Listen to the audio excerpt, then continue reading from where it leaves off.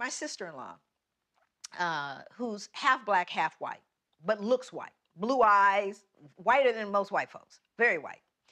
She and I, we kind of grew up together. We raised our children together. So they're first cousins, and it's a wonderful, very, very multicultural family. So we're going in a Safeway one day. And Kathleen, my sister-in-law, is in front of me.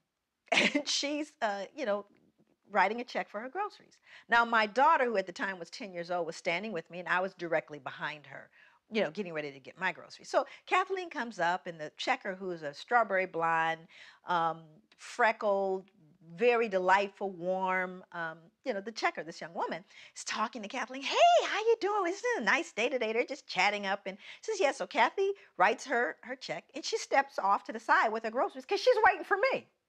Of course, again, Kathleen looks white, right? So I come up. No conversation. She looks up at me. Absolutely no, just little chatter. And I write my check. My daughter, however, is 10, notices immediately the difference in how she responds to me. So I write my check, and she goes, I'm going to need 2 pieces of ID.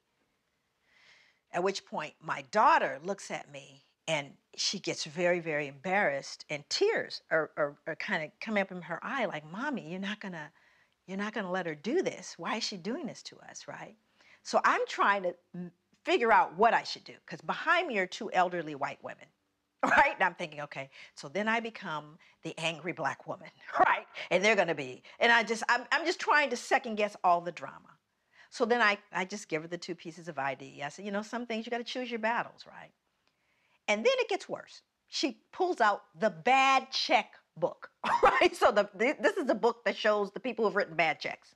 So she starts searching for my license in the bad checks, at which point it's just out of control now. Just as I'm standing there trying to decide what to do, and it's really deeply humiliating. Now my daughter is in full-blown emotionally upset, who's 10. My sister-in-law walks back over. And she steps in and she says, excuse me, why are you doing this?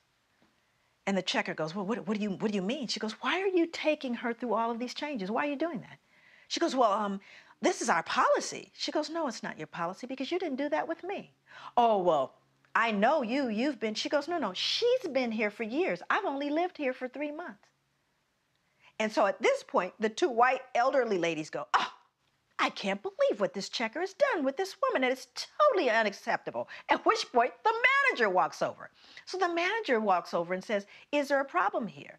And then my sister-in-law again responds. She goes, yes, there is a problem here. Here is what happened. So you see, she used her white privilege. And even though Kathleen is half black and half white, she recognizes what that means. And she made the statement. She pointed out the injustice. And she, as a result of that one act, influenced everyone in that space. But what would have happened? I can't know for certain had the black woman said, this is unfair. Why are you doing this to me? Would it have had the same impact? But Kathleen knew that she walked through the world differently than I did. And she used her white privilege to educate and make right a situation that was wrong. That's what you can do every single day.